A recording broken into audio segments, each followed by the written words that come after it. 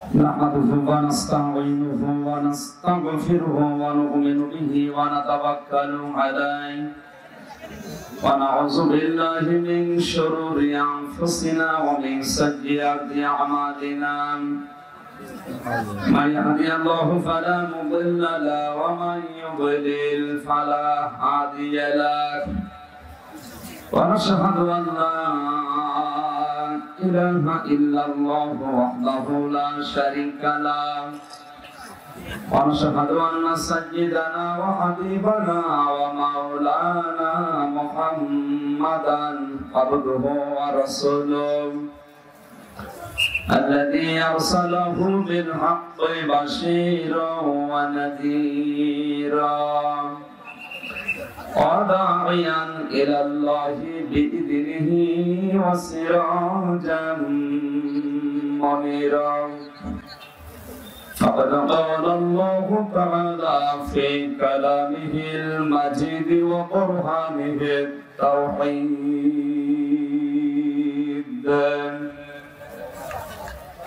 জবান খুলে পড়েন আউযু বিল্লাহি মিনাশ শাইতানির রাজীম বিসমিল্লাহির রহমানির রহিম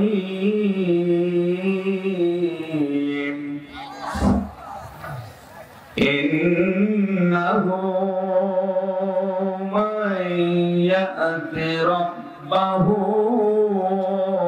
مجرما فإن له جهنم لا يموت فيها ولا يحيا صدقت يا ربنا وقال تعالى في آيات الأخرى يا أيها الذين آمنوا اتقوا الله ولتنظر نفس ما قدمت لغد واتقوا الله إن الله خبير بما تعملون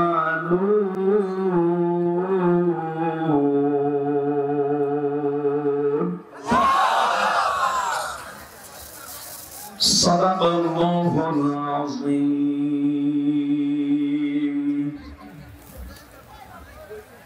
عن أبي هريرة رضي الله تعالى عنه قال قال النبي صلى الله عليه وسلم من تشبه بقوم فهو منهم رواه ابن ماجه إن الله وملائكته يصلون على النبي يا أيها الذين آمنوا صلوا عليه وسلموا تسليما اللهم صل على سيدنا مولانا محمد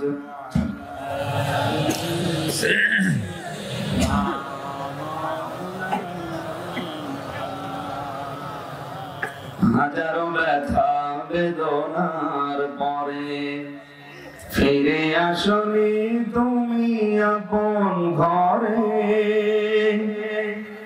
দিনের আলো তুমি ছড়িয়ে দিতে চলে গেলে মদিনায় মক্কা ছেড়ে হে রাসূল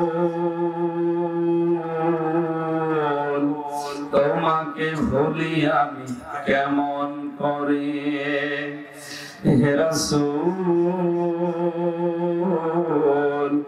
তোমাকে ভুলি আমি কেমন করে খেয়ে না খেয়ে দিন প্রচারের কাজে নিজেকে দিয়ে মিলিয়ে কাফেরেরা ছিল নাই আলো দুষ্ট ছেলেদের পিছু দিল নিয়ে পাথরের আঘাতে ক্ষত হয়ে সারা শরীর থেকে রক্ত ঝরে হে রাসূল তোমাকে ভুলি আমি কেমন করে হেরার গুহায় তোমারই দেন আসমান থেকে নামে আল কোরআন ভাঙলো সবার ভুল তোমারই পরে আসলো কোরআনের ছায়া তলে খালিদ ওমর আলী আবু বকর ইসলামী ঝান্ডা নিল যে তুলে আল আমিন তুমি চিরদিন সকল মানুষের তরে হে রাসূল তোমাকে ভুলি আমি কেমন করে আলহামদুলিল্লাহ বাংলাদেশের ঐতিহ্যবাহী জেলা চুয়াডাঙ্গা আলমডাঙ্গা থানার অন্তর্গত মুন্সিগঞ্জ হাফিজিয়া মাদ্রাসা এতিমখানা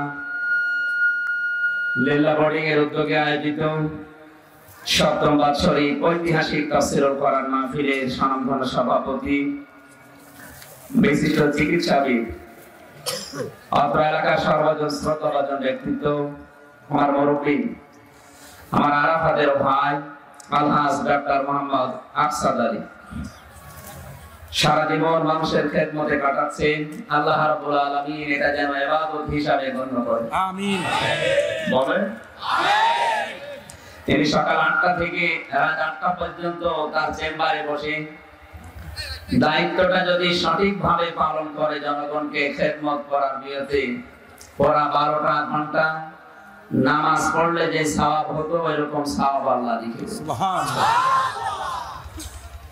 আমরা মনে করি শুধুমাত্র বসে বসে সুবহানাল্লাহ পড়াই সওয়াব উনি যে 12টা ঘন্টা ডিউটি করে ওটা কি বলেন না ইবাদত ওটা আরো বড় ইবাদত যে লোকটা রাস্তায় বসে বসে সুবহানাল্লাহ পড়ে তার চাইতে ওনার রিজিক আল্লাহর কাছে অনেক বেশি দামি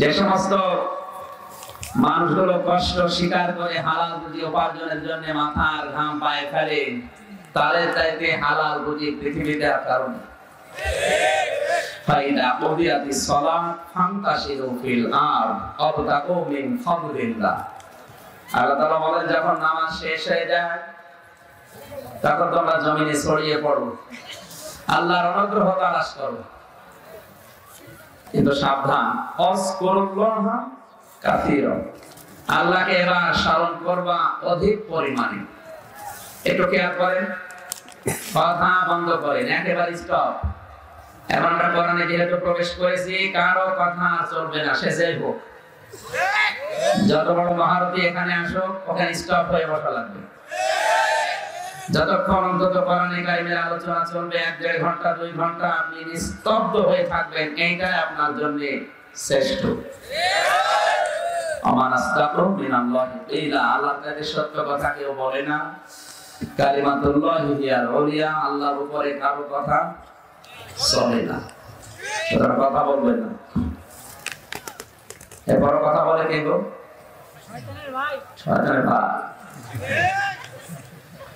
আশা করছি আর কথা বলবেন না একটু বসেন তো এই আয়াতের ভিতরে দুইটা ফরজ আছে বদিয়াতিস সালাত ফান্তাশিরু ফিল আরদ নামাজ পড়া ফরজ হালাল রুজির জন্য চেষ্টা করা ফরজ বলেন না কেন ফরজ কিন্তু আমাদের দেশে বিশেষ করে ভারত আর বাংলাদেশ এই দুইটা দেশে এই ধারণাটা পুরো উল্টা আমরা মনে করি মসজিদে বেশি সময় থাকতে পারলেই মনে হয় সওয়াব আর দুনিয়ায় যেগুলো করি এগুলো দুনিয়ার কাজ। দুনিয়ার কাজ বলে কিচ্ছু নেই।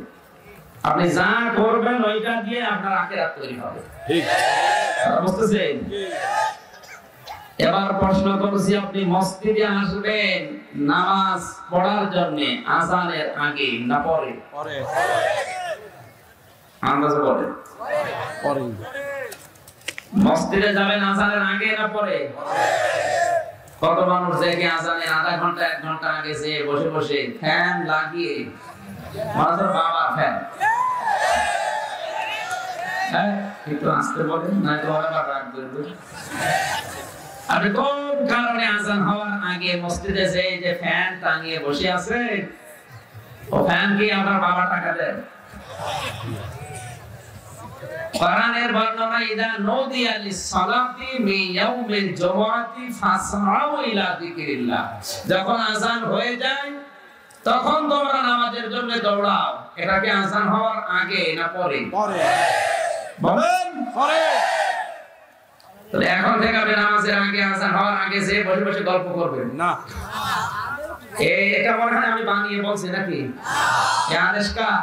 আল্লাহ। বলেন। এটা না মানার কারণে সমস্যা হচ্ছে কি? মসজিদের কারেন্টের বিল বেড়ে যায়। একবার বলেন। এলাকায় বিদ্যুৎ ছিল না, তো মসজিদে ফ্যানগুলো চলে ব্যাটারি। কয়েকজন যুবক যে বলছে, মসজিদ সাহেব আপনি আমাদেরকে এশার নামাজ পড়ে যখন বাড়ি যাবেন চাবি দিয়ে যাবেন, আমরা মসজিদে ঘুমাবো, আমাদের এলাকায় কারেন্ট নেই, এই জন্য কষ্ট হয়, যখন ফজরের আযান দিতে আসবেন চাবি দিয়ে দেবো। মসজিদ গরিব মানুষ বলছে এমনি এমনি দেবো। ঠিক আছে, আমরা 4 জন মিলে আপনাকে মাসে 800 টাকা দেবো। ঠিক আছে, আমি রাজি আছি। এশার নামাজ পড়ে যখন সবাই চলে যান, ওই 4 জন এসে বলে চাবি দেন। চাবি নিয়ে মসজিদে প্রবেশ করি, মানুষ 4 জন, ফ্যান দিয়েছে 12টা। আর কত রেগুলেটর নেই, হাই পাওয়ারে পোস্ট। যাদের ফ্যানের নিচে শোয়ার অভ্যাস নেই, ওরা যদি একবার ফ্যান পায়, ওকে ঘুমাবে না মরে যাবে? মরণের ঘুম। কার কাপড় কোথায় ওটা আল্লাহ জানে আর ফেরেশতারা জানে।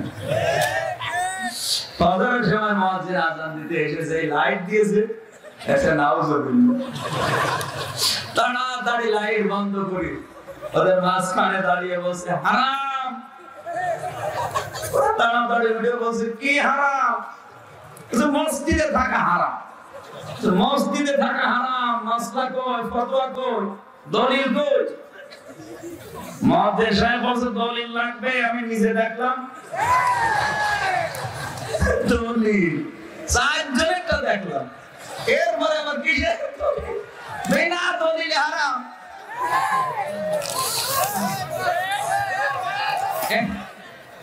এত অধৈর্য হলে তো হবে না। এখানে একটু মোটামুটি করে কেন?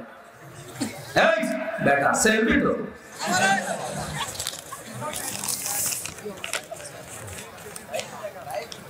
লাইভ দিচ্ছি না, আধুনিক যুগ, ঠিক আছে লাইভ দিচ্ছি। কারণ এখানে কয়েকজন হাজারো মানুষ আশা করে বসে আছে মুন্সিগঞ্জের মাহফিল শোনার জন্য। এখন এখানকার মাইক তো আর সরোজগঞ্জে দেওয়া সম্ভব না, তো ওখান থেকে অনেকে লাইভ দেখছি, একটু কষ্ট হলো মেনে নেবেন।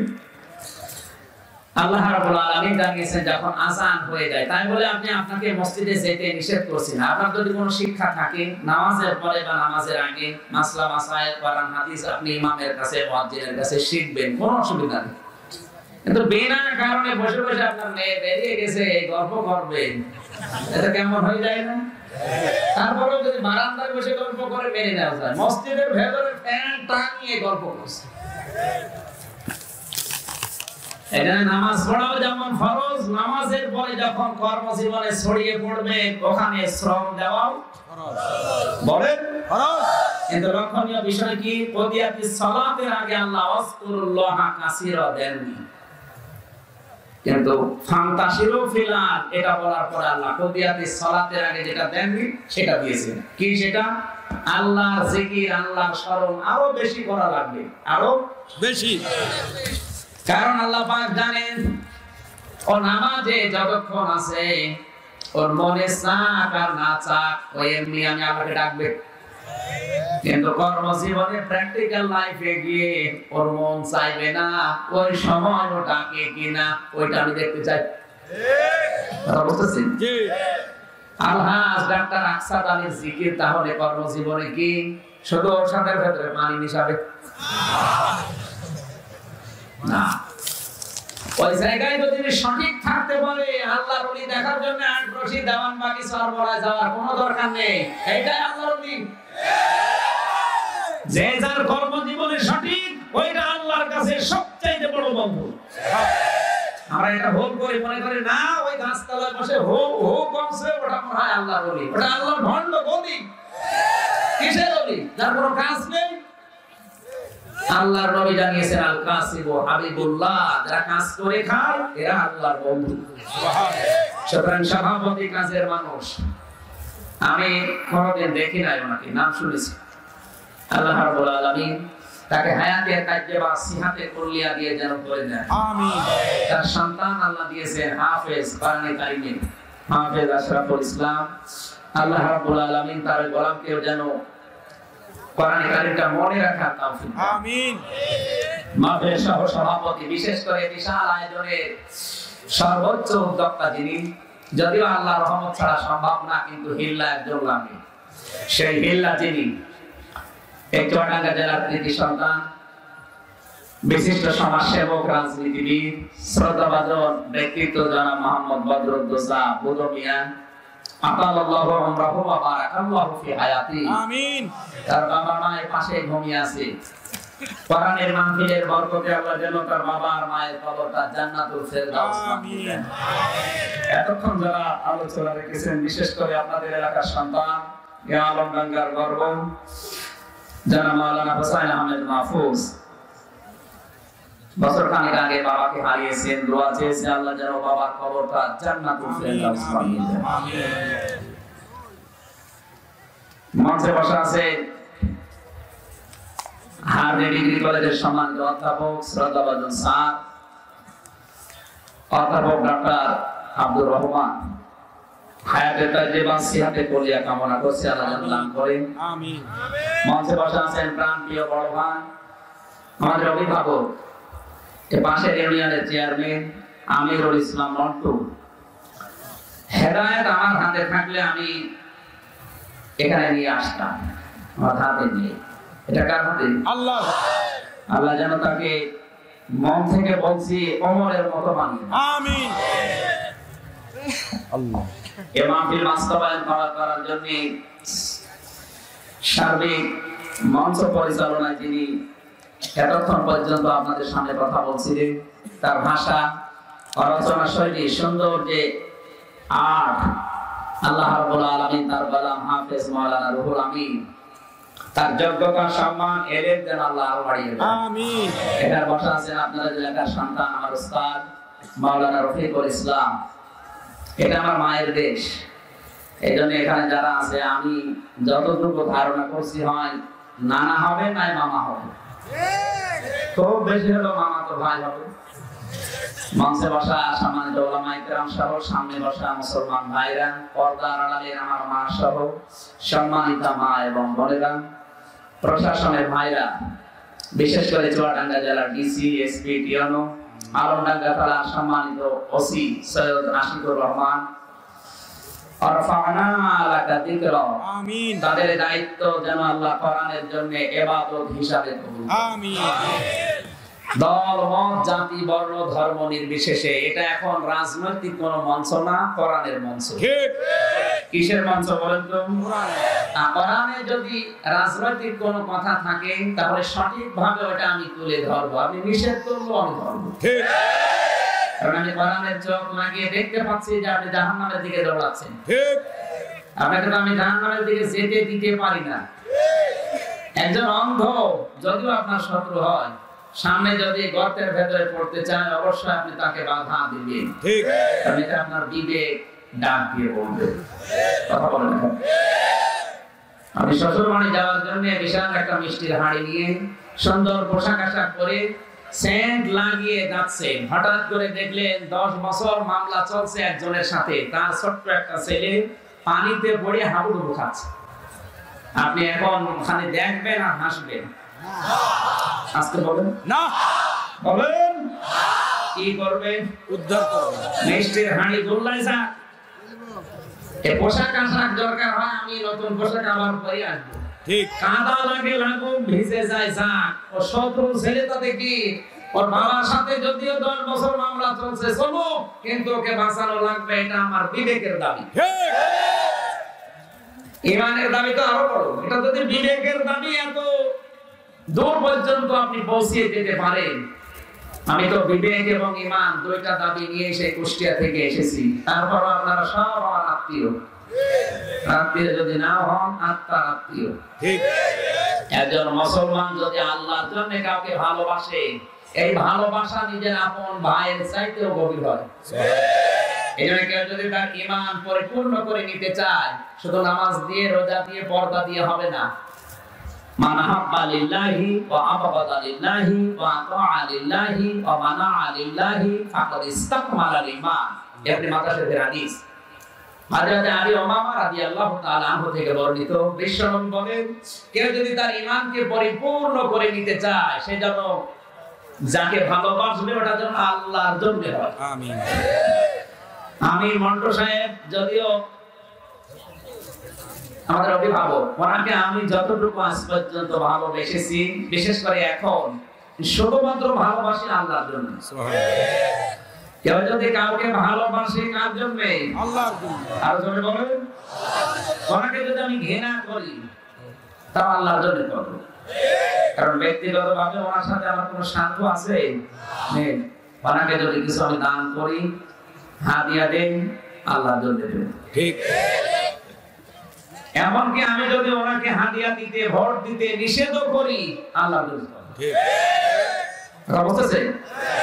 নবীজি বলেন, 4টা শর্ত যারা পূরণ করে তারা যেন তাদের ঈমান পরিপূর্ণ করে নেয়। সুবহানাল্লাহ। আমাদের ঈমান যতটুকু থাক, আজকে আমরা পরিপূর্ণ করে এখান থেকে নিয়ে যেতে চাই ইনশাআল্লাহ। এখানে যারা এসেছেন বিভিন্ন দলীয় মতে, সবাইকে নিয়ে শুকরিয়া জানাচ্ছি, আলহামদুলিল্লাহ। কোরআনে কারীম 3টা বিষয় দিয়ে পরিপূর্ণ। কয়টা? 3টা। জবান করে বলে 3টা। এখন থেকে যতক্ষণ শুনবেন মনে করবেন ওই বিষয়টা গবেষণা হবে, সুতরাং আপনাকে মাথা ঘামাতে হবে। আল্লাহ পাক বলেন, তাম্মাত কালিমাতু রাব্বিকা সিদকাও ওয়া আদলা লা মুবাদদিলা লিকালিমাতিহি ওয়া হুয়াস সামিউল আলিম। সূরা আনআম 8 নাম্বার প্রথম নাম্বার পৃষ্ঠার 10 নম্বর লাইনের 115 নম্বর আয়াত। এটা লিস্টার উপরে তাফসীর পাওয়া যাচ্ছে। আপনি যে কোনো তাফসীর দেখবেন এই কথাটা লেখা পাবেন। আল্লাহ তাআলা বলেন, হে নবী, আপনার রবের কালেমা পুরাটাই সত্য দিয়ে পরিপূর্ণ। সুবহানাল্লাহ। এই জন্য যারা কোরআন দিয়ে কথা বলে, কোরআন দুনিয়ায় কেবলমাত্র সত্য কথা বলে। সুবহানাল্লাহ। আজ কোরআনের বাইরে কথা দেশে নেই, আছে। তবে সত্য বলা যাবে না, বলেন না।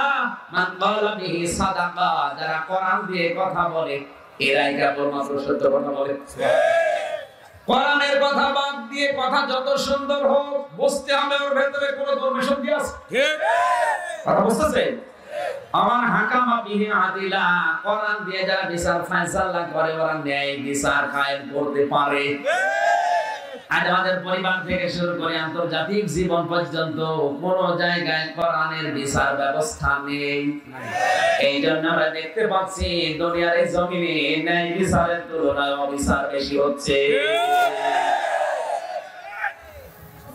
আমার আমিলা বিহি ওজিরা, যারা কোরআন দিয়ে আমল করবে আল্লাহ নিজে তাদেরকে পুরস্কার তুলে দেবে। সুবহানাল্লাহ। চুয়াডাঙ্গাবাসী কোন ফ্যাক্টরির এমডি যদি বলে, আজকে আমি আর তোমাদেরকে বেতন দেব না, মালিক আজকে সরাসরি তোমাদের হাতে বেতন তুলে দেবে, আমার মনে হয় যারা কর্মচারী আছে ওরা খুশি না বেজার? খুশি। কারণ এমডি যিনি দায়িত্বে আছে তার একটা সীমাবদ্ধতা আছে। তাকে হয়তো 20 লক্ষ টাকা দিয়ে বলে এগুলোর ভেতরে বন্টন করে দাও, আর মালিক যিনি তার তো টাকার অভাব নেই, সে কত দেবে ওটা শুধু মালিক জানে। তারপরও পৃথিবীর প্রত্যেকটা মালিকের একটা সীমাবদ্ধতা আছে, আছে। কিন্তু আপনার আমার মালিক যিনি, তার কোনো সীমারেখা নেই। বলেন, আল্লাহর সীমারেখা নেই। কেমন? বিশাল সাগরের ভেতরে কেউ যদি সোঁচ দিয়ে উঁচা করে, যতটুকু পানি দেখা যায় সোঁচের মাথায়, নবীজি বলেন ওই অতটুকু পানি তামাম দুনিয়ার মানুষকে আল্লাহ যা দিয়েছেন তাই। আল্লাহু আকবার। আর আমার আল্লাহর কাছে অথই সাগরের এই জলরাশি পড়ে আছে। সুতরাং আমার মালিক তিনি বলেছেন, যারা কোরআন দিয়ে আমল করবে এদের পুরস্কার আমি দেব। কত দেবে এটা আমাদের এই ছোট্ট মেধায় ধরবে না। আমল করা লাগবে কি দেখে? আরো জোরে। কোরআনের আমল কয়টা? 3টা। 500 3টা আর খুব এসেলে 4টা বলিস আন্দাজে। কোরআনের আমল কতগুলো? 500। এরপর কোরআন পড়ে আমি 500 আমল পেয়েছি। এগুলোর ভেতরে যারা আমল করতে পারবে, কিয়ামতে আল্লাহ নবীদের, ফেরেশতাদের, রাসূলদের দিয়ে না, সরাসরি তিনি নিজের হাতে পুরস্কার তুলে দেবে। কি দেবে ওটা আপনার মেধায় ধরবে না। নবীজি বলেন, মান দাআ ইলাইহি হাদা, যারা কোরআনে কারিম দিয়ে মানুষকে ডাকবে, আল্লাহ নিজে তাদেরকে হেদায়েতের উপরে রাখবে। আলমডাঙ্গাবাসী যদি মনে করেন আমি হেদায়েতের উপরে থাকতে চাই, তাহলে আজকের এই দিন থেকে মানুষকে ডাকবেন শুরু কোরআন দিয়ে। ঠিক। আমার বাবা এই করেছে, আমার চাচা এই করেছে, না, কোনো দরকার নেই। আপনি যদি কিছু বলতে চান বলবেন আমার আল্লাহ এই করেছে, আমার রাসূল এই দেখিয়েছেন। তাহলে আপনি হেদায়েতের উপরে থাকতে পারবেন। আমান দাআ ইলাইহি হাদা, একটা আছে ফাকাদ হুদিয়া ইলা সিরাতিল মুস্তাকিম। আর কেউ যদি বলে হ্যাঁ তুমি কোরআন দিয়ে ডাক দিয়েছো, আমিও তোমার ডাকে আজকে সাড়া দিলাম, আল্লাহ বলেন তোমাকে, নবীজি বলেন আল্লাহ তোমাকে হেদায়েতের রাস্তা নসিব করে দেবে। সুবহানাল্লাহ। আপনি যদি হেদায়েত পেতে চান কোরআনের ডাকে সাড়া দেওয়া লাগবে। আর আমি যদি টিকে থাকতে চাই আমাকে কোরআন দিয়ে ডাকা লাগবে। ঠিক। আপনি কথা ওজন টের পাচ্ছেন?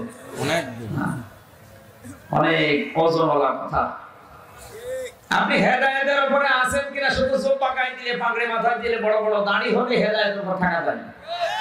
আপনি জীবনে কোনোদিন মানুষকে কোরআন দিয়ে ডাক দিয়েছেন? না। আপনার তো ভয় লাগে।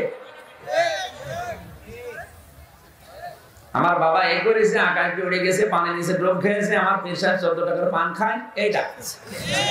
তার মুখ খুলে ফেলা।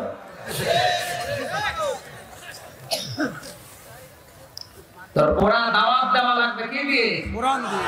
ফাদাক্কির বিল কোরআনি মা ইয়াখাফু ঈদ। আল্লাহ তাআলা বলেন, হে নবী, মানুষকে যখন সতর্ক করবেন, পুরা সতর্ক বাণী হবে কোরআন দিয়ে। কারণ কি? মা ইয়াখাফু ঈদ, যার অন্তরের ভেতরে আল্লাহর ধমকের ভয় আছে, আল্লাহর কোরআনের আলোচনা শুনলে তার কাজ হবে। সুবহানাল্লাহ। এজন্য আমাদের সাবধান বাণী এইটা, এখান থেকে শিক্ষা। কোরআনে যা আল্লাহ দিয়েছেন যেহেতু সত্য কথা, কোরআন দিয়ে যারা কথা বলে এরাও বলে সত্য কথা বলে না। এখানে একটা বিষয় লুকিয়ে আছে, এবার বের করি। পারবো? জি। এখন ঝোপড়ির ভেতরে আছে সাপ, বের করা হয়। পারবো? এইটা বিষয়টা, যে বিষয়টা এখানে এখনো বের করা হয়নি সেটা বলছি। আমরা যেহেতু আরবি ভাষার লোক না, আমাদের মাতৃভাষা বাংলা, বিশেষ করে বাংলাদেশ, ভারত, পাকিস্তান এই সমস্ত দেশগুলোতে কেউ যদি আরবিতে একটা গালিও দেয়, আমরা মনে করি না কেমন দোয়া করছে, অথচ যে গালি এই দেশে কোরআনের কথা, হাদিসের কথা একটু আরবিতে যদি বলা যায়, অনেক মানুষ মনে করে না বিশাল এতে করে মাল আছে, অথচ ফেলে ফেলবে, কিছু পাবে না। বুঝতেছে? তাহলে এটা আপনাকে ধরার জন্য হিন্দু ধরার মেশিন কেনা লাগবে, কি জানতে হবে। এই জন্য পৃথিবীর প্রথম ফরজ সামিয়ানা, ইকরা। এক কথা বলে দেখেন, সামিয়া মানে শোনা আর ইকরা মানে পড়া। আমরা এখানে যারা আছি আজকের সহ সভাপতি সহ আমার মনে হয় অধিকাংশ আমরা সুন্নি মুসলমান, পড়ি না। ঠিক ঘুমাচ্ছে না মনে নাই? ঘুমাচ্ছে দেখতে পাচ্ছি। আপনি ঘুমাচ্ছেন? এখানে আমরা যারা আছি আমরা কি পড়িয়ে মুসলমান না শুনে? শুনে। এই জন্যই তো মানুষ আমাদেরকে ধোঁকা দিয়ে বোকা বানায়। ঠিক। ইমাম হোসেনের নাম নিয়ে অনেকে হাই হোসেন করে, ব্লেড দিয়ে শরীর কেটে রক্ত ঝরায়, পেছনে চাবুক দিয়ে পেট থেকে রক্ত ঝরায়। সাধারণ মানুষ দেখে আর মনে করে বাবা কি আশেক গো, অথচ ওটা যে ইসলাম না, মানুষ জানেও না। ইসলাম না বলেন। কে দিয়েছে পারমিশন আপনাকে? ওয়ালান তুলকু বিআইদিকুম ইলা তাহলুকা। হাই হোসেন করার পারমিশন আপনি কোথায় পেলেন? কে বলেছে আপনার শরীর দিয়ে রক্ত ঝরাতে? এটা ইসলামে নেই। বিশ্বনবীর ইন্তেকালের পরে যে সাহাবী 90 বছর জীবিত ছিলেন তার নাম হযরত আবু তুফাইল। আপনি তার পুরো জীবন পড়ে দেখবেন কোনদিন তিনি হাই হোসেন করেননি। একজন সাহাবী নবীকে যে ভালোবাসা দিতে পেরেছে সারা বাংলাদেশের সব মানুষ মিলে পারবে না। বলেন তাদের ভালোবাসায় কোনো ভেজাল ছিল না। আব্দুল উজ্জা নামে একটা লোকের জীবনী পড়ে দেখতে গিয়ে এই লোকটা মুসলমান হয়েছে গোপনে। চাচার বাড়িতে থাকতো। চাচা জানতে পারার পরে জিজ্ঞাসা করতে, আব্দুল উজ্জা শুনলাম তুমি নাকি মুসলমান হয়ে গেছো। আব্দুল উজ্জা ডাক দিয়ে বলে, চাচা অনেকদিন পর্যন্ত মনে করছিলাম আপনিও মুসলমান হবেন, আপনার দেখা দেখে আমিও কালিমা পড়বো, কিন্তু আমি দেখতে পাচ্ছি আপনি কালিমা পড়লেন না। আর এখন আপনি যেটা বললেন যে কালিমা পড়বেন না, সুতরাং আপনার জন্য আমি আর বসে থাকতে পারলাম না। আমি কালিমার ঘোষণা আপনাকে সাক্ষী রেখে আরেকবার দিয়ে দিলাম। আচ্ছা দিয়ে বল।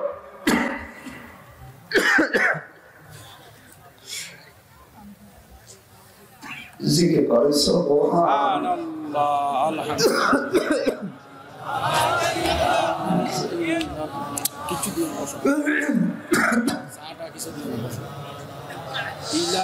সুবহানাল্লাহ আলহামদুলিল্লাহ লা ইলাহা ইল্লাল্লাহ।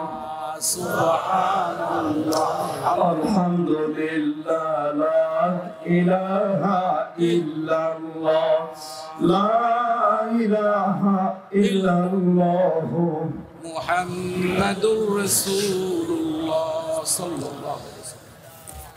আমার ভাইরা চাচা জিজ্ঞাসা করছে, ভাতিজা এর পরিণাম জানো? বলছে না, জানি না। তুমি যদি এই মুহূর্তে কালিমা ছেড়ে না দাও, এই যে তোমার পরনে পোশাক আশাক আছে এগুলো সব আমার টাকা দিয়ে কেনা, এগুলো ফেরত দেওয়া লাগবে। তোমাকে এদের ছাগল তোমরা উট ভেড়া জায়গা আমি দিয়েছিলাম, ওগুলো আমার, ফেরত নিয়ে নেব।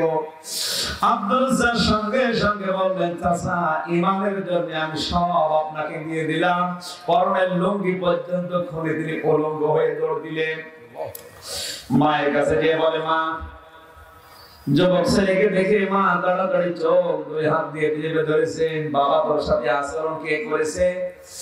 আব্দুল উজ্জা বলে, চাচা আমার সব কিছু কেড়ে নিয়েছে ঈমান আনার কারণে। আপনি আমাকে 10 মাস 10 দিন পেটে নিয়েছিলেন, দাবি নিয়ে এসেছি। আপনি দয়া করে আমাকে একটা লজ্জাস্থান ঢাকার পোশাক দেন, চাদর দেন, এটা পরে আমি জাহানের বাদশার কাছে যেতে চাই। মা দূর থেকে একটা পোশাক ছুঁড়ে মেরেছে, পোশাকটা হাতে নিয়ে মাঝখান থেকে চিরে এক ভাগ পড়েছে, পরনে এক ভাগ গায়ে দিয়েছে। বহু কষ্ট করে খেয়ে না খেয়ে হেঁটে কখনো উঠে চড়ে গেছে আল্লাহর নবী মুহাম্মদ রাসূলুল্লাহর দরবারে মদিনায়। মসজিদের নববীর গেটে বারান্দায় বসে আছে। আল্লাহর নবী নামাজে আসতে গিয়ে দেখে চুলগুলো উস্কো খুস্কো ময়লা চেহারা নিয়ে, পোশাকটা পরে আছে, লজ্জাস্থান শুধু ঢাকা, হাতও বের হয়ে আছে। নবীজি ডাক দিয়ে বললেন, তোমার নাম কি? না, আমার নাম আব্দুল উজ্জা। এই অবস্থা কেন? আব্দুল উজ্জা বলে, হে রাসূল, ঈমান আনতে গিয়ে আমার এই অবস্থা হয়েছে, এমনকি পরনের লুঙ্গি পর্যন্ত আমি আনতে পারি নাই। বিশ্ব নবী ওই সময় ডাক দিয়ে বললেন, আব্দুল উজ্জা, তোমার নাম আজকে থেকে আমি নিজে পরিবর্তন করে দিলাম। আল্লাহ যে নামটা বেশি পছন্দ করে ওই নাম তোমারে দিলাম, তোমার নাম আব্দুল্লাহ। আব্দুল্লাহর বাবা তার নাম ছিল বিশ্বনবী মুহাম্মদ রাসূলুল্লাহ সাল্লাল্লাহু আলাইহি ওয়াসাল্লামের কালেমা পড়ার কারণে লুঙ্গি পর্যন্ত আনতে পারি নাই। নবীজি আসহাবে সফায় তার জায়গা দিলেন, বললেন কোরআন পড়তে শেখো। কোরআন পড়ার পরে তিনি এত জোরে চিৎকার দিয়ে কোরআন পড়তেন, সাহাবীরা মাঝে মাঝে এসে বলে, হে রাসূল, আব্দুল্লাহ এত জোরে চিৎকার করে পড়ে, ওর কারণে আমরা ঘুমাতে পারি না। নবীজি বলেন, সাহাবীরা ওর বিরুদ্ধে কোনো নালিশ দিও না, চিল্লাতে দাও মনের সুখে, কারণ সে ঈমান আনতে গিয়ে এত দামি কাজটা করে ফেলেছে, তার ঈমানটা এত দামি, আল্লাহ পাক এত পছন্দ করেছে, ঈমান আনতে গিয়ে পরনে লুঙ্গি পর্যন্ত আনতে পারি নাই। আল্লাহর নবী মুহাম্মদুর রাসূলুল্লাহ সাল্লাল্লাহু আলাইহি ওয়াসাল্লাম তাবুকের যুদ্ধের ঘন্টা বেজে গেল। হযরত বেলালকে ডাক দিয়ে বললেন, চারিদিকে মাইকিং করো, ঢোল পিটিয়ে দাও, যার যতটুকু সামর্থ্য ছিল দিয়ে যাচ্ছে। হযরত আবু বকর সিদ্দিক যখন বাড়ি থেকে কিছু জিনিসপত্র নিয়ে পোটলা বেঁধেছেন, যতটুকু সম্পদ ছিল এক টোপলাই দিয়েছে, এমনকি চোলার ভেতরে ছাই ছিল, ছাইগুলো তিনি তুলে নিলেন। স্ত্রী উম্মে রোমানা ডাক দিয়ে বলে, স্বামী অনেকে অনেক কিছু দিচ্ছে, আমি তো এখনো কিছু দিতে পারি নাই, আপনি একটু অপেক্ষা করেন, দেখি কিছু পারি কিনা। ঘরের ভেতরে গিয়ে বিছানা থেকে খেজুরের পাতার পাটিটা তুলে নিজের পরনে জড়িয়ে নিলেন, নিজের পরনের ওই পুরাতন শাড়িটা প্যাকেট করে ভাঁজ করে স্বামীর হাতে দিলেন, স্বামী আমার বিশ্বনবীর কাছে এটা দেবেন, সাহাবীরা জিহাদের ময়দানে যদি আহত হয় আমার এই শাড়ি ছিঁড়ে অবশ্যই কবরস্থান ব্যান্ডেজ করার কাজে লাগবে। আমার ভাইরা, মুহাম্মদ রাসূলুল্লাহ সাল্লাল্লাহু আলাইহি ওয়াসাল্লামের কাছে যখন টোপলাটা রাখলেন, জিবরাইল এসে বলে, হে নবী, আপনি কি আবু বকরের খবর নিয়েছেন, ঘরের খবর? বলে, কই, কিছু তো বলে না। হঠাৎ নবীজি তাকিয়ে দেখলেন আকাশের দিকে, লক্ষ লক্ষ ফেরেশতারা খেজুরের পাতা পরনে দিয়ে আছে। আল্লাহর নবী ডাক দিলেন, সাহাবীরা, হে আল্লাহর ফেরেশতারা, তোমাদের অবস্থা কেন? জিবরাইলের দিকে তাকিয়ে দেখলেন জিবরাইল খেজুরের পাতার পাটি পরনে দিয়ে আছে।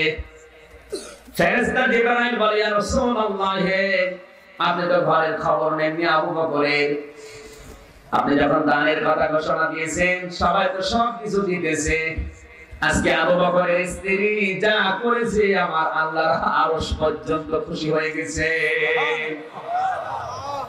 উনি যে শাড়িটা প্যাকেট করে ভাঁজ করে আপনার কাছে সাহাবায়ে কেরামের ব্যান্ডেজ করার জন্য পাঠিয়ে দিয়েছে, যে খেজুর পাতার পাটি পরনে ছিল, আল্লাহর কাছে আজকের এই দিনের জন্য সবচাইতে দামি পোশাকের নাম খেজুর পাতার পাটি। জিহাদের ময়দানে গেলেন, আল্লাহর নবী নিজে যুদ্ধের কমান্ডার ছিলেন। কাফের মুশরিকরা এই কথা জানার পরে খ্রিস্টানেরা ভয়ে তারা পালিয়ে গেছে। নবীজি সেখানে অবস্থান করলেন 20 দিন। হঠাৎ করে নবীজির কাছে খবর এসেছে, হে নবী, আরে আব্দুল্লাহ জুলবাদাদাইন যে লোকটা জিহাদের ময়দানে আসার আগে আপনার কাছে এসে বলেছিল, হে রাসূল, আমি কিছুই দিতে পারিনি, একটা জিনিস আমার কাছে আছে, আমার জীবনটা, আপনি দোয়া করেন আমি যেন আমার জীবনটা আল্লাহর জন্য দিয়ে দিতে পারি। সেই সাহাবী অসুস্থ হয়ে পড়ে আছে, জ্বর, আজ 3 দিন ভালো হয় না। 3 দিন জ্বর ভোগ করার পরে আজকে সে ইন্তেকাল করেছে, মারা গেছে। নবীজি নিজে বললেন, ইন্না লিল্লাহি ওয়া ইন্না ইলাইহি রাজিউন। বিশ্ব নবী নিজে সাহাবায়ে কেরামকে বললেন, এই লাশটা পানি দিয়ে ধৌত করো, গোসল দাও, একে জানাজার নামাজ শেষ করে কবরের কাছে নিয়ে আসো। নবীজি নিজে কবরের ভেতরে নামলেন, কবর খুঁড়লেন। হযরত বেলালকে বললেন, মাগরিব হয়ে যাচ্ছে, তুমি একটা লম্বা বাতি আলো এখানে একটু উঁচু করে ধরো, সাহাবারা যারা লাশ নিয়ে আসছিল, একজন সামনে আবু বকর, ওমর, পেছনে হযরত আলী, ওসমান। নবীজি বললেন, তোমরা সাবধান, তোমার ভাইকে একটু সাবধানে নিয়ে আসো, বিয়াদবি যেন না হয়। কবরের ভেতরে নবী নিজে রাখলেন। বিশ্ব নবী কবরে রাখার পরে মাটি দিলেন, চোখের পানি কবরের উপরে ফেলে দোয়া করলেন, রব্বুল আলামিন, এই লোকটার প্রতি এই সন্ধ্যা পর্যন্ত আমি খুশি ছিলাম, এখনো খুশি আছি। তোমাকে বলছি মালিক, তুমি আমার আব্দুল্লাহর উপরে খুশি হয়ে যাও। আর বাংলাবাসী, কি মনে হচ্ছে আপনার যে লোকটার কবরে নবীজি নিজে নামতে পারে, নিজে মাটি দিতে পারে, নিজে দোয়া করতে পারে, আল্লাহ আমি নিজে এই লোকটার উপরে এতক্ষণ রাজি ছিলাম, তুমিও রাজি হয়ে যাও। আল্লাহ রাজি না হয়ে পারবে না? পারবে? একজন সাহাবী দুনিয়াতে নবীজিকে সাথ দিয়েছে, পুরান ঢাকার মানুষ মিলেও দিতে পারবে না। আর আসতে বলেন, এত ভালোবাসা দিয়েছে সাহাবীরা। সেই সাহাবী এর বেঁচে ছিলেন 90 বছর পর্যন্ত। নবীজির ইন্তেকালের পরেও কোনদিন তিনি হাই হোসেন করলেন না, ঈদে মিলাদুন নবী পালন করলেন না, মারা যাওয়ার পরে 3 দিন 7 দিন 40 দিন বছর বছর বের করলেন না। আপনি কোথায় পেয়েছেন এগুলো? একবার বলে দেখেন। আপনাকে আমি বাবা মারা গেলে মানুষকে খাওয়াবেন না, না এটা নিষেধ করছি না, খাওয়ান, কিন্তু যাদের অধিকার তাদের দেওয়া লাগবে। আপনার বাবার খানা করা 10টা গরুর মাংস, 10টা ভাতগুলো খাবে, এলাকায় যারা গোশত পায় না তারা। ঠিক। আপনি এমন এমন মানুষকে দাওয়াত দিয়ে খাওয়াচ্ছেন যাদের গোশতের কোনো অভাব হয় না, মরণের খাওয়া খায়। আর যাদের দরকার ওরা পায় না, ওরা থাল বাড়ি দিতে দিতে বাড়ি যায়। আপনার খানা তো কবুল হয়ে বসে আছে না। এগুলো আবার অনেকে ইবাদত মনে করে করে, না করলে আমার বাবা মনে হয় জান্নাত পাবে না। তোর বাবা এত জান্নাত পাবে না। রবিশ টাকা সারা চুয়াডাঙ্গার গরু সবাই করে দিলে ওর বাবা জান্নাত পাবে, গ্যারান্টি করে দিল কে? এক কথা বলেন। ইবাদত গুলো মানুষ সব বানিয়েছে। আপনি যদি কিছু দিতেই চান, খাওয়াতে চান, অবশ্যই দেখা লাগবে লোকটা আসলে অভাবে কিনা। আর নিজের আত্মীয় স্বজনের ভেতরে যারা ধনী তাদেরকে আরো আগে লাইনে বসায়। বেশি বলে ফেললাম, হচ্ছে না এগুলো, হচ্ছে না। আপনার এই যে নতুন নতুন যে ইবাদত গুলো আপনি আবিষ্কার করেন, এইগুলো যদি এখন কোরআন দিয়ে হাদিস দিয়ে আপনি আয়াত পড়ছেন, পড়ে পড়ে এগুলো জায়েজ করার চিন্তায় আছে, আপনি বললে এগুলো জায়েজ হয়ে যাবে না? বলেন। ওরা বলছে না, আমরা নবীর মহব্বত দেখাই, নবীর নাতি ইমাম হোসাইনের আশিক আমরা। নবীর নাতি তো আর একটা না, আরেকটা নাতি নেই, কি নাম? হাসান। হাসান তো বিষ খেয়ে মরে গেছে, আপনি একটু বিষ খান দেখ। ভাড়ার জায়গা পাও না, সব বাটপারি। এই মুহররমের 10 তারিখের নামে যারা চাউল তুলতে যাবে ঝাঁটাপিটা করবে, ভাড়ার জায়গা পাও না। ইসলাম বানিয়েছে নতুন নতুন করে। আর ইয়াউমা আকমালতু লাকুম দীনাকুম, আল্লাহ বলেন ইসলাম পরিপূর্ণ। কিয়ামত পর্যন্ত ইসলামে নতুন করে কিছু দেওয়া লাগবে না। আর ইসলাম থেকে কিছু বাদও দিতে পারবেন না। ঠিক। ইসলামে কিছু দিয়ে যদি বলেন এটাও ইসলাম, আপনি কাফের। আর ইসলাম থেকে যদি কিছু বাদ দিতে চান, আপনি কাফের। এক কথা বলেন। ইসলাম থেকে আজ বাদ দেওয়ার চিন্তা আছে অনেকে, নবীর আদর্শকে। বিশ্ব নবীর আদর্শ যদি কারো ভেতরে না থাকে, বিপরীতটা থাকে, ও 5 ওয়াক্ত না তাহাজ্জুদের নামাজ মিলে পড়লেও জাহান্নামে যাবে। ঠিক। এইটা আমি মানিয়ে বললাম না, মানিয়ে বললাম। সূরা আরাফ একটু খেয়াল করে শুনবেন। এটা 8 নাম্বার পারা, 20 নাম্বার পৃষ্ঠা, 3 নাম্বার লাইনে 83 নাম্বার আয়াত। আমি আয়াত পারা, পৃষ্ঠা, রুকু, সূরার নাম, তাফসীরের নাম বলছি। জইলে যাবে কিছু বলতে যাবে জান, আমি কোরআনের আয়াত বলে দিচ্ছি, আমি বাড়িতে মিলিয়ে নেন। এ দোষ আমারও না, কার?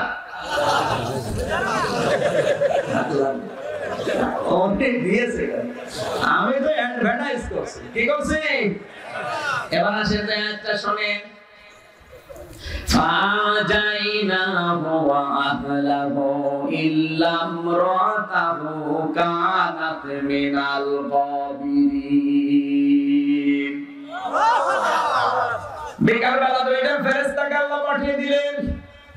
লোক নবীর মতো জালিলুল কদর নবীর কাছে এসে বলে, আল্লাহর নবী, আমরা গজব নাসিল করব এখানে সন্ধ্যাবেলা, আপনি এক কাজ করেন, আপনার উম্মতদেরকে নিয়ে চলে যান, কিন্তু সাবধান, ইল্লা মারাতাহু, আপনার স্ত্রীকে আপনি নেবেন না, কানাত মিনাল গাবিরিন, কারণ সে পশ্চাৎগমনকারীদের অন্তর্ভুক্ত। এবার তাকান, প্রশ্ন আসতে পারে, নবীর স্ত্রীর চরিত্র কি খারাপ ছিল? না। চরিত্রহীনা ছিল? না। কথা বলা লাগবে। কোন নবীর স্ত্রীর চরিত্র দুনিয়ায় খারাপ ছিল না, কারণ কোন নবীর রক্ত আল্লাহ হারাম রক্তের ভেতরে প্রবেশ করেন নাই। তাহলে বলা যাচ্ছে নবীর স্ত্রী লূত আলাইহিস সালামের স্ত্রীর চরিত্র ভালো ছিল। ঠিক। এর চরিত্রহীনা ছিল না, জেনা ব্যভিচার ছিল না। একলা কথা বলে না কেন? যখন গজব নাযিল হয়েছে, আমার আল্লাহ তাকে ছেড়ে দেয়নি, ধ্বংস করে জাহান্নামে পাঠিয়ে দিয়েছে। কারণ কি?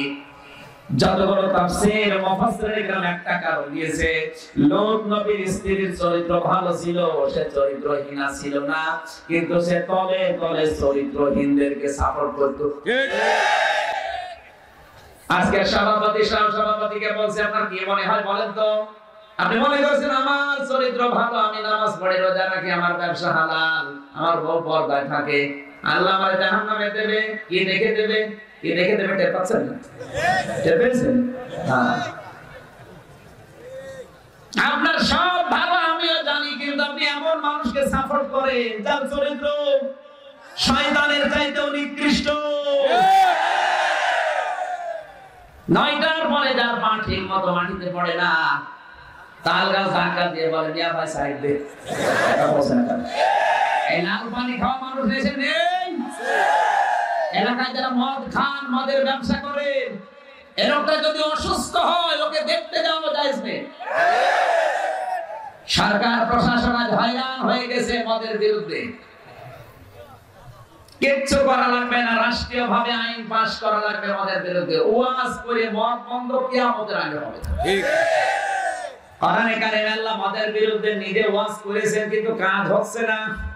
আল্লাহর ওয়াজ করব, আল্লাহ তাআলা ওয়াজ করছেন, ইয়া আইয়ুহাল্লাযীনা আমানু ইন্নামাল খামরু ওয়াল মাইসিরু ওয়াল আনসাবু ওয়াল আজলাম রিজসুম মিন আমালিশ শাইতান ফাজতানিবুহু লাআল্লাকুম তুফলিহুন। জোরে বলেন আল্লাহু আকবার। সূরা মায়দা ৭ নাম্বার পারা ২ নাম্বার পৃষ্ঠার প্রথম নাম্বার লাইনে ৯০ নাম্বার আয়াতটা আল্লাহ পাক বলেন, হে ঈমানদারেরা, তোমাদের উপরে আমি আল্লাহ নিজে মদ, জুয়া, লটারি, মূর্তি পূজা, এই ৪টা কাজ হারাম করে দিলাম। এগুলো শয়তানের ঘৃণিত কাজ। আজ বাংলাদেশে ক্যাসিনোর ব্যবসা যারা করে, ওখানে ৪টা কাজ বেশি চলে: মদ, লটারি, নারী।